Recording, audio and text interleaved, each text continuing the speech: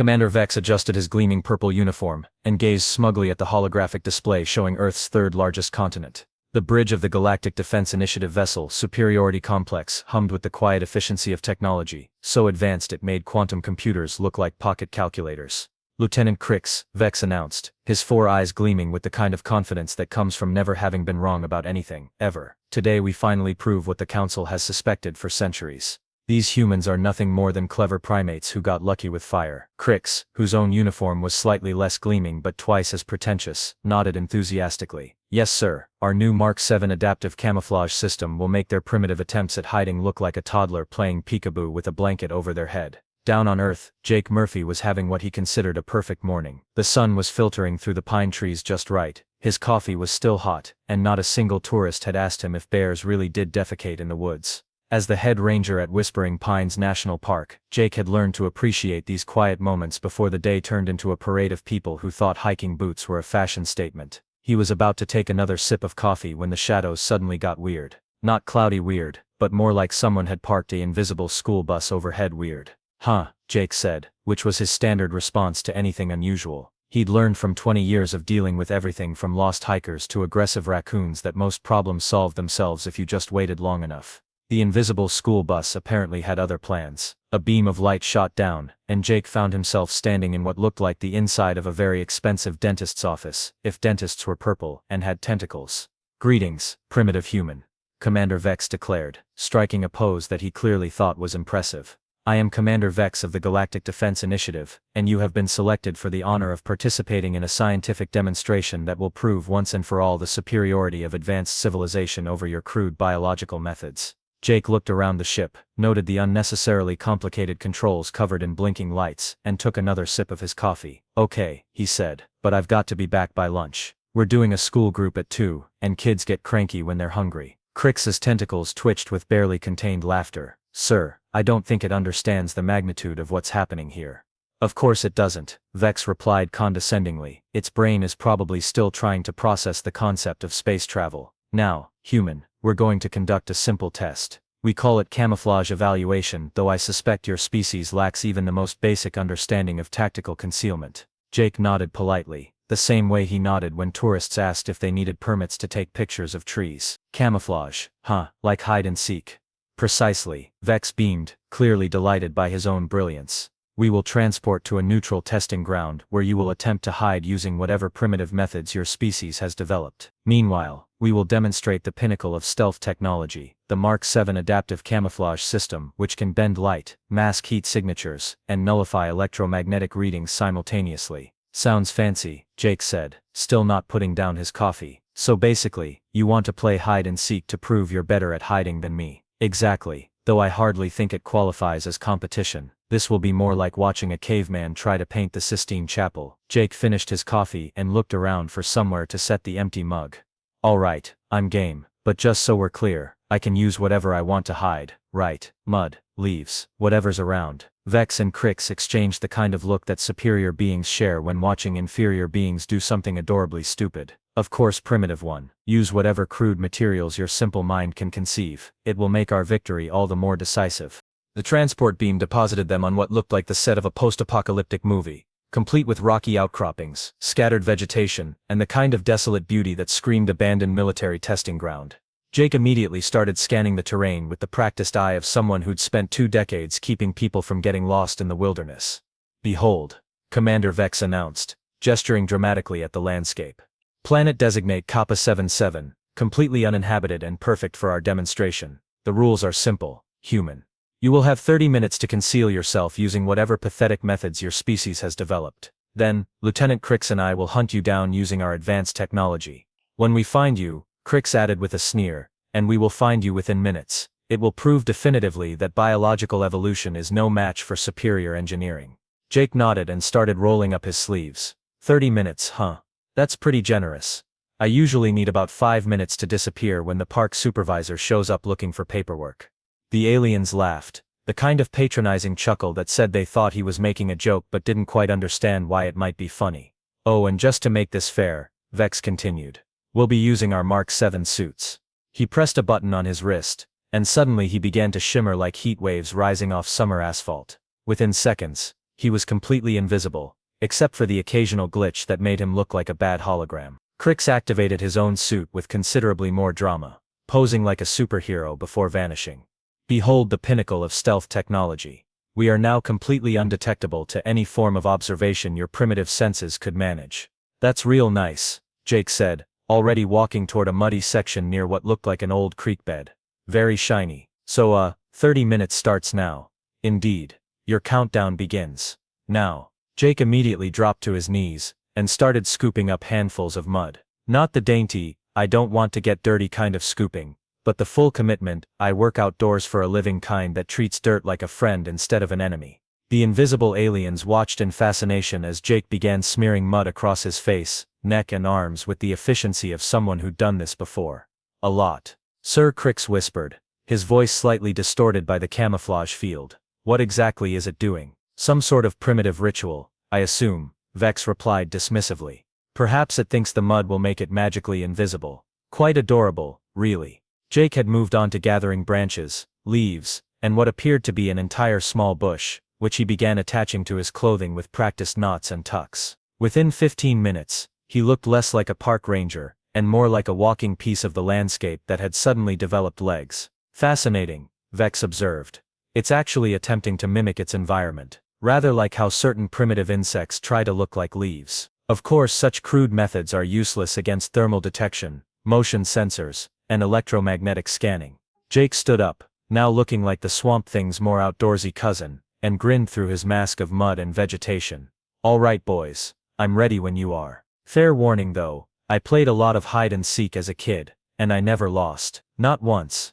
How charmingly confident, Vex chuckled. Very well, human. Your 30 minutes are up. Now watch as superior technology demonstrates why your species is still stumbling around in the dark ages. Jake gave them a cheerful wave, and simply walked behind a cluster of rocks and scrub brush. One moment he was there, the next he was gone, like he'd been absorbed by the landscape itself. The aliens' confidence didn't waver for a second. After all, they had sensors. Initiate full spectrum scan, Commander Vex announced, pulling out a device that looked like a tablet computer had mated with a Christmas tree and produced offspring that blinked aggressively.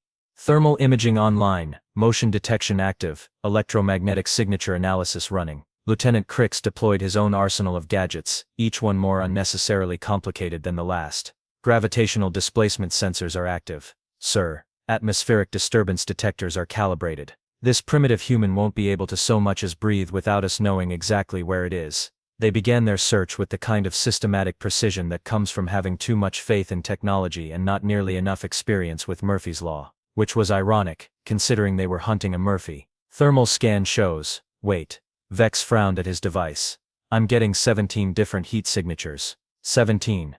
Crix checked his own scanner. Sir, I'm reading 23 potential targets. That's impossible. There's only one human. What they didn't know was that Jake had spent the better part of 20 years dealing with lost hikers who somehow managed to get turned around in a perfectly straight trail. He'd learned that technology had a habit of being really impressive right up until the moment you actually needed it to work. So while the aliens were busy being confused by the thermal reflections bouncing off various sun-warmed rocks, Jake was about 15 feet away, moving through the scrub brush with the fluid grace of someone who understood that nature had its own rhythm. Motion detectors are picking up movement, Crix announced triumphantly. Sector 7, approximately 40 meters northeast. They converged on the location with military precision, scanners beeping and chirping like electronics store having a seizure. What they found was a small rabbit, which looked at them with the kind of disdain that only rabbits can properly manage before hopping away in obvious disgust. False positive, Vex muttered, his confidence taking its first tiny dent. Recalibrate the sensitivity filters.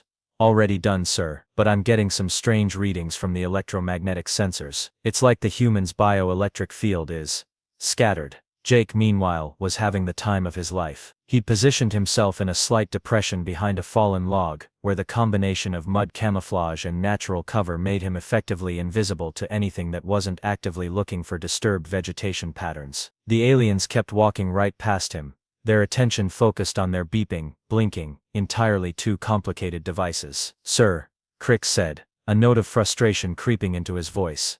The atmospheric disturbance detectors are showing anomalous readings across the entire search grid. Define anomalous. It's reading as if there are micro-pressure changes everywhere. like the entire area is breathing. Vex stopped walking and stared at his lieutenant. That's ridiculous. Planets don't breathe.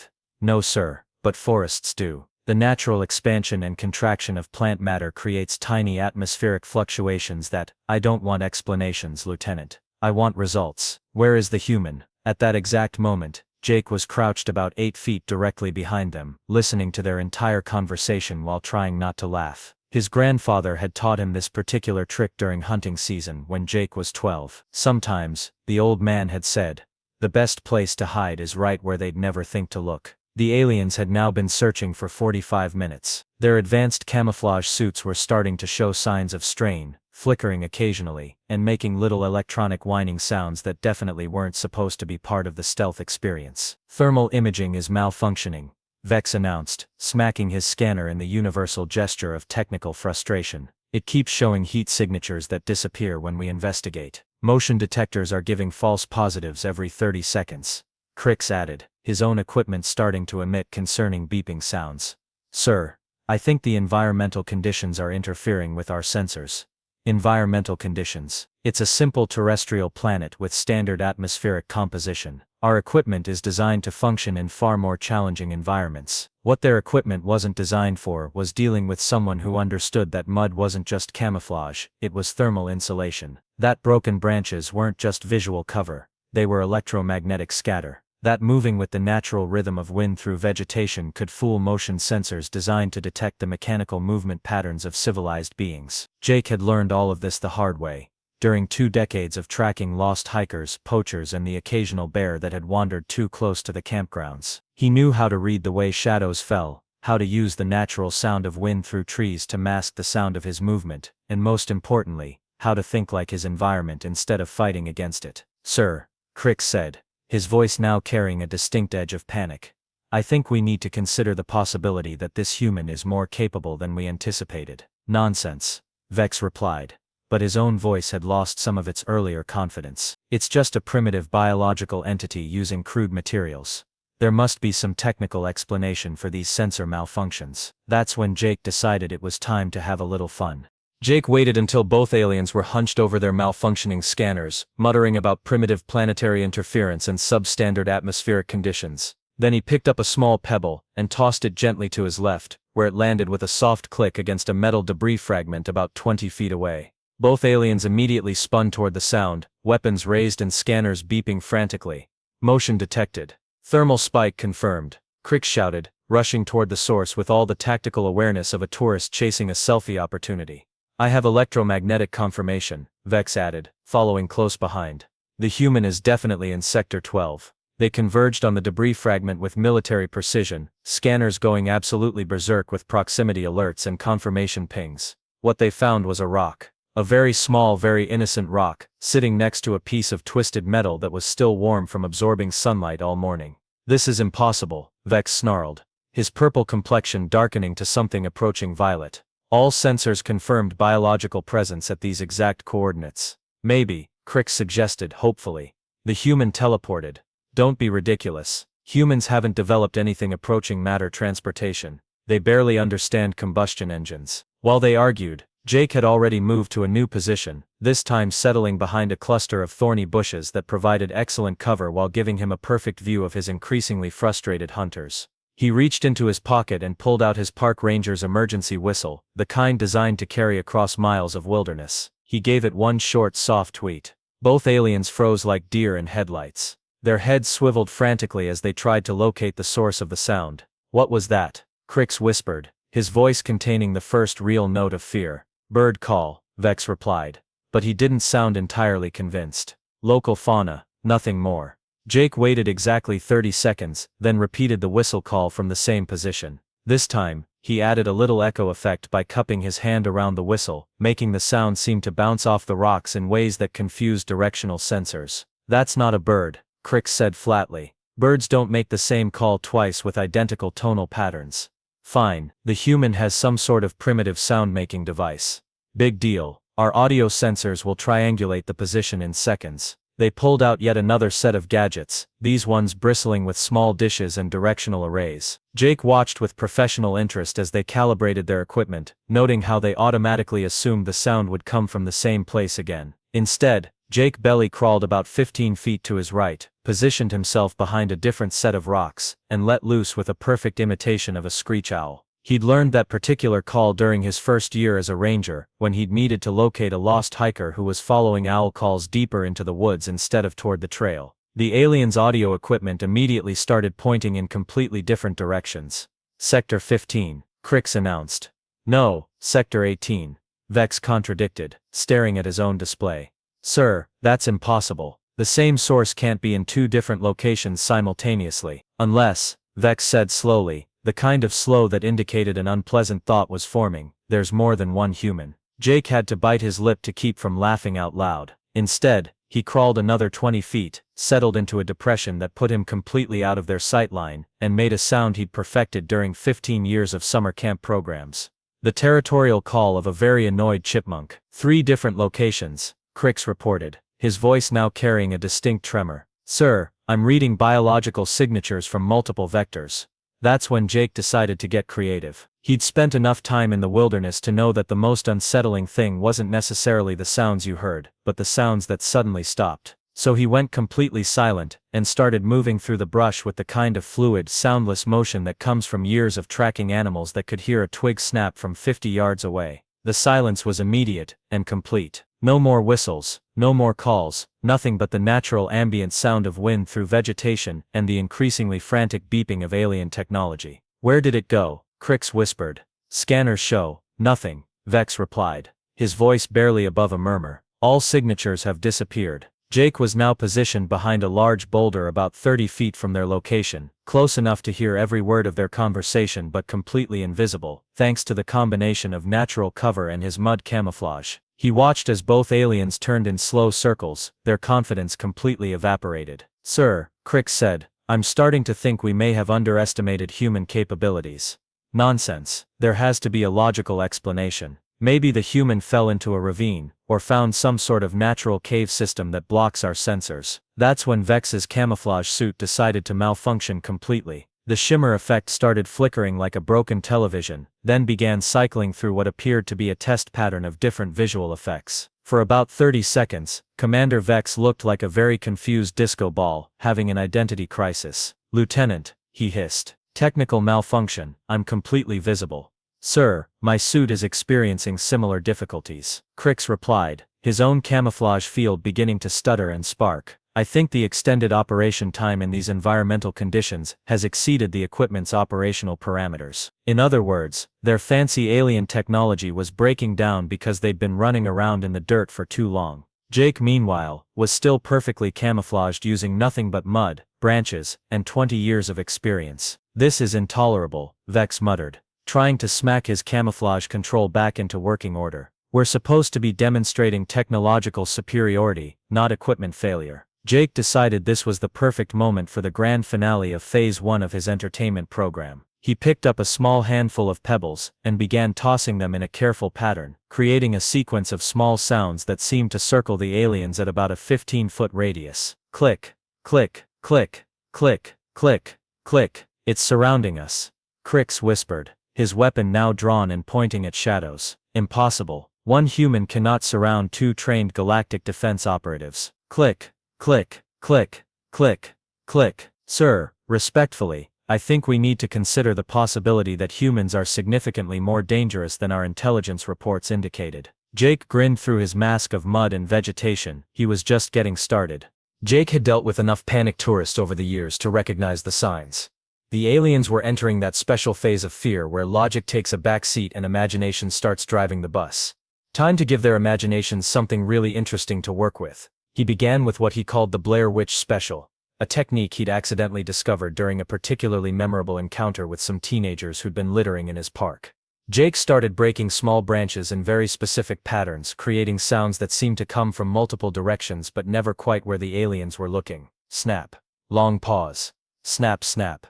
Different direction. Longer pause. Snap, snap, snap. Sir, Crix whispered, his voice now barely audible. That's not random. Those sounds are following a pattern. What kind of pattern? Vex demanded, though he was also whispering now. I don't know, but it's definitely deliberate. Almost like communication. Jake had to admire their paranoia. He wasn't communicating with anyone, but the beauty of the technique was that scared minds always found patterns even when none existed, especially when none existed. Next, he moved on to what he privately called Operation Swamp Thing. Jake had noticed a small stream running through the area, maybe 6 inches deep but wide enough for his purposes. He belly crawled to the water's edge, scooped up some of the muddy sediment, and began applying a fresh layer of camouflage that would let him move through the shallow water without being detected. The aliens, meanwhile, had positioned themselves back to back in what they probably thought was a defensive formation, but actually looked more like two people trying to figure out how to use a particularly complicated piece of IKEA furniture. Motion sensors are completely unreliable, Crix reported. I'm getting readings from everywhere and nowhere simultaneously. How is that possible? I think the human has learned to move in sync with the natural environmental fluctuations. Wind patterns, temperature variations, natural settling sounds. It's like watching a master class in environmental adaptation. Vex stared at his lieutenant. Are you suggesting that this primitive human has somehow developed stealth capabilities that can fool our advanced sensor arrays? Sir, I'm suggesting that maybe our sensor arrays aren't as advanced as we thought they were. That was Jake's cue for the next phase of his entertainment program. He'd found a section of the stream where the water flowed over some rocks, creating a natural sound barrier. Moving through the water with the kind of fluid, silent motion he'd learned from watching herons hunt, Jake positioned himself directly downstream from the aliens. Then he started making noises in the water. Not splashing, not obvious movement sounds, just the kind of subtle ripples and gentle disturbances that could be made by a large animal moving through shallow water. Or if you were two increasingly paranoid aliens, something much larger and more threatening. Do you hear that? Crix asked. Hear what? Water sounds. Like something moving through the stream. They both turned toward the water, scanners extended and beeping frantically. What they saw was exactly what Jake wanted them to see. Ripples moving through the water in a pattern that suggested something large moving just beneath the surface. What they didn't see was Jake, who was creating the ripples by dragging a long branch through the water while remaining completely motionless behind a cluster of reeds about 20 feet upstream. Thermal scanners are picking up something in the water, Vex announced, his voice now carrying the kind of tension that comes from realizing you might be in over your head. Something big? Crix asked. Something distributed, like the heat signature is spread out over a large area instead of concentrated in one location. Jake almost laughed out loud at that.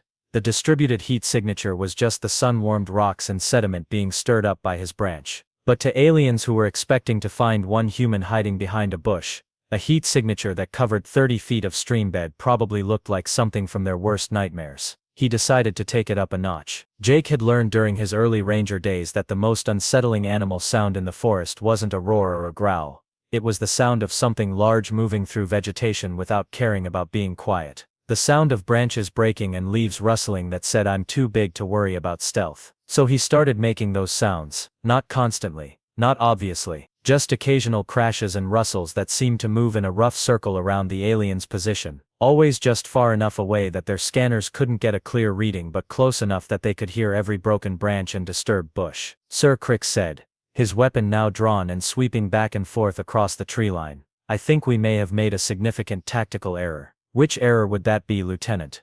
We assumed that because humans are technologically primitive, they would also be tactically primitive. But what if we were wrong? What if their lack of advanced technology forced them to develop other capabilities we never considered? Vex was quiet for a long moment, processing this unwelcome possibility. You're suggesting that this human has developed natural stealth capabilities that exceed our technological countermeasures. I'm suggesting that maybe evolution isn't as inferior to engineering as we thought. That's when Jake decided to unveil his masterpiece. He'd noticed during his initial survey of the area that there were several small caves and overhangs created by the rocky outcroppings. These created natural echo chambers that could be used to project sound in very interesting ways. Jake positioned himself near one of these acoustic sweet spots and began making what he privately called the voice of the forest. It was a combination of wind sounds, animal calls, and just enough actual words to be unsettling without being clearly understandable. The effect was a low, omnipresent whisper that seemed to come from the landscape itself. Sometimes it sounded like wind through trees. Sometimes it sounded almost like voices having a conversation, just quiet enough that you couldn't quite make out the words. And sometimes, if you listened really carefully,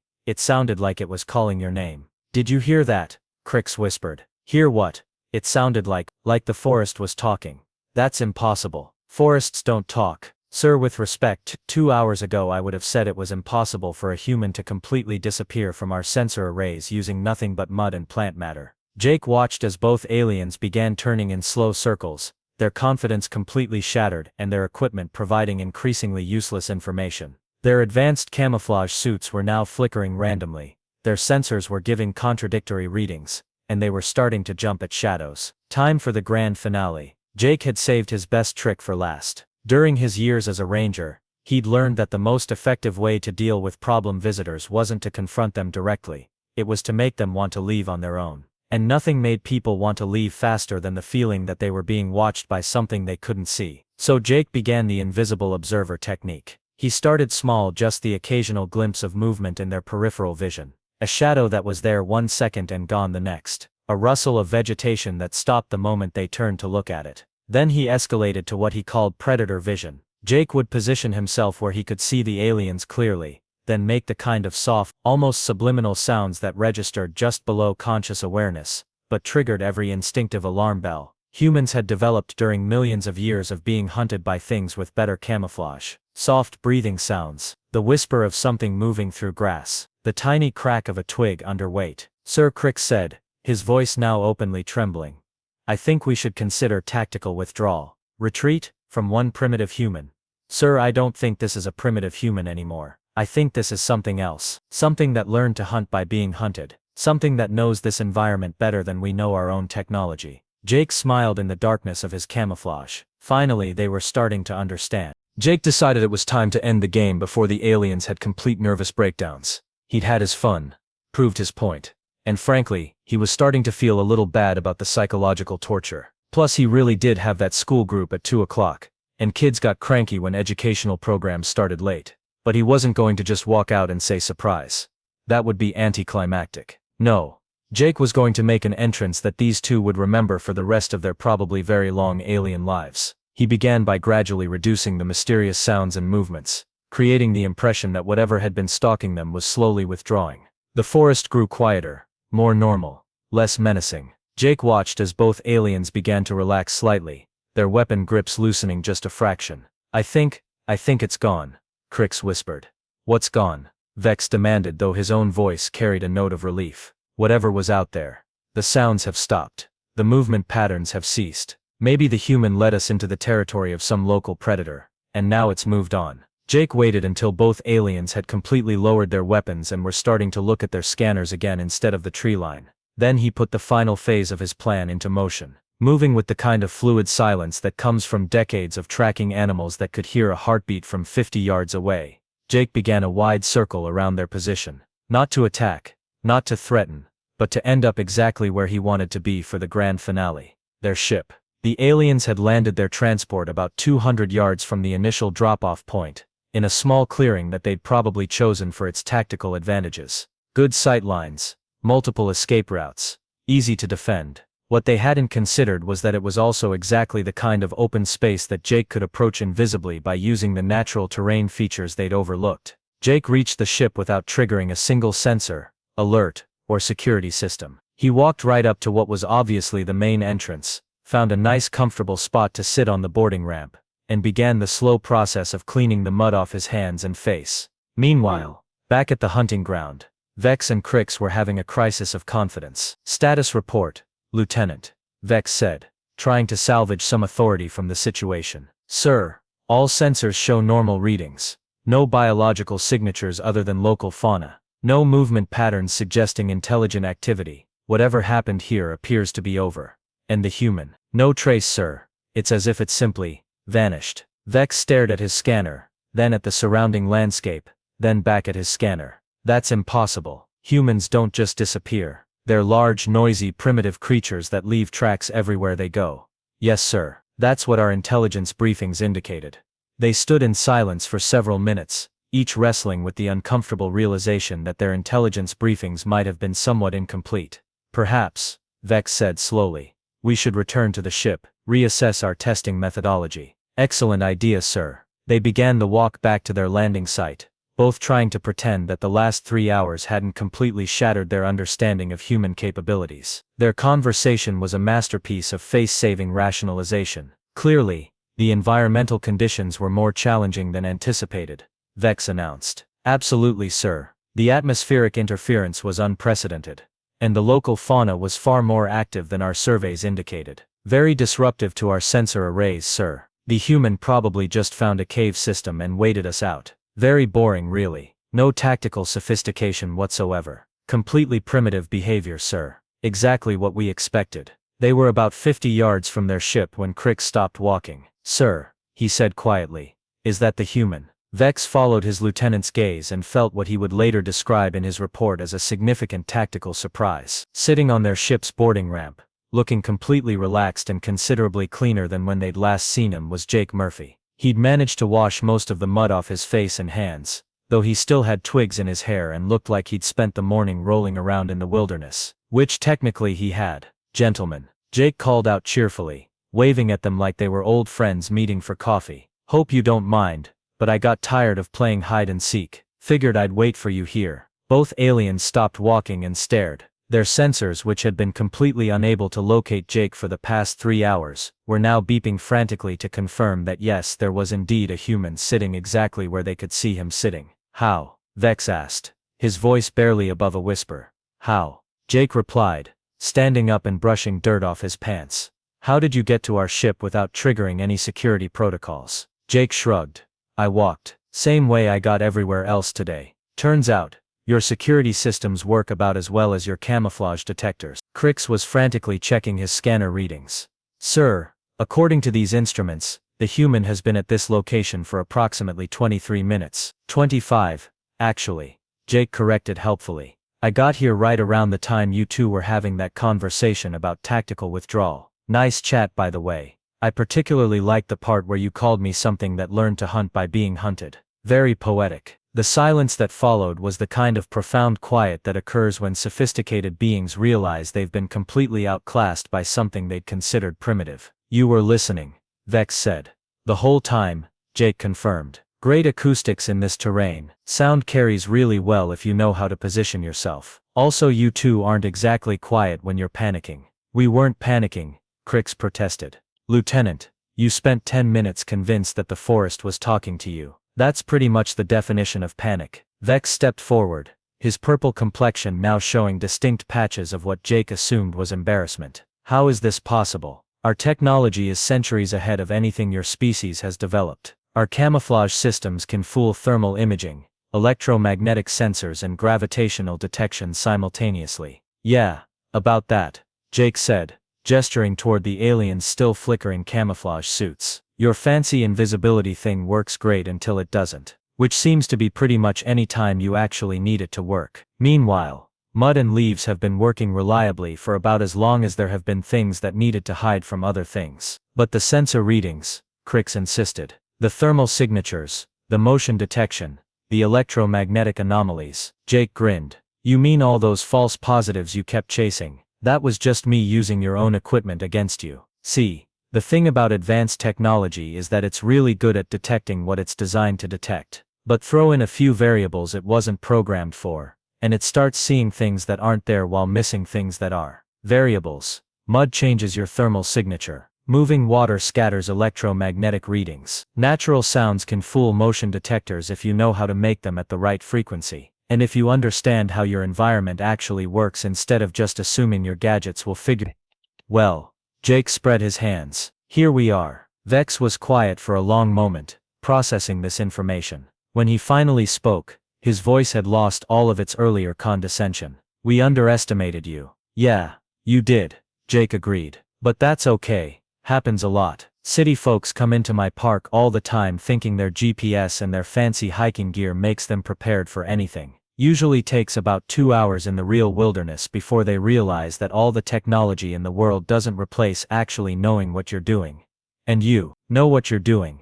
I've been doing this for 20 years. You learn things. Crix stepped forward hesitantly. What kinds of things? Jake considered the question seriously. How to read terrain. How to move without disturbing the natural patterns that animals use to detect threats. How to use your environment instead of fighting against it. How to think like the thing you're trying to avoid instead of thinking like the thing you are. He paused. Mostly though, you learn that the old ways work because they've been tested by millions of years of things trying to eat each other. Your technology is impressive, but it's only been tested by other technology. So when you said humans play hide and seek, I meant we've been playing it since we were small enough for everything else to hunt us. We got good at it, because the ones who didn't get good at it got eaten. Jake checked his watch. Speaking of which, I really do need to get back. I've got a group of 8-year-olds coming for a nature hike, and if I'm not there when they arrive, my supervisor is going to hunt me down using methods that make your sensor arrays look like party tricks. The aliens exchanged glances. Finally Vex stepped forward and performed what Jake assumed was some sort of formal gesture of respect. "Human Jake Murphy," he said, "we acknowledge your superior tactical capabilities and request permission to return you to your original location." "Just Jake is fine," Jake replied. "And yeah, a ride back would be great. Save me a long walk." As they prepared to board the ship, Crix turned to Jake with obvious curiosity. "Jake, may I ask you something?" "Sure. When you said you never lost at hide and seek as a child, were you being literal?" Jake grinned as he stepped onto the boarding ramp. "Lieutenant, where I grew up, losing at hide and seek meant becoming lunch for something with bigger teeth than you. So yeah, I was being completely literal. Never lost, not once." The transport beam deposited Jake back at his ranger station exactly where he'd been abducted, complete with his coffee mug sitting on the porch railing where he'd left it. The coffee was cold, but that was probably for the best since he'd been gone for over 3 hours. As the alien ship disappeared into the sky, Jake picked up his mug, went inside to make fresh coffee, and started preparing for the afternoon school group. He had a feeling this was going to be one of those stories he'd never be able to tell anyone, but that was okay. He'd had enough excitement for one day. Besides, he thought as he pulled out the nature identification charts, 8-year-olds were going to be a much bigger challenge than a couple of overconfident aliens. Kids actually paid attention to their environment.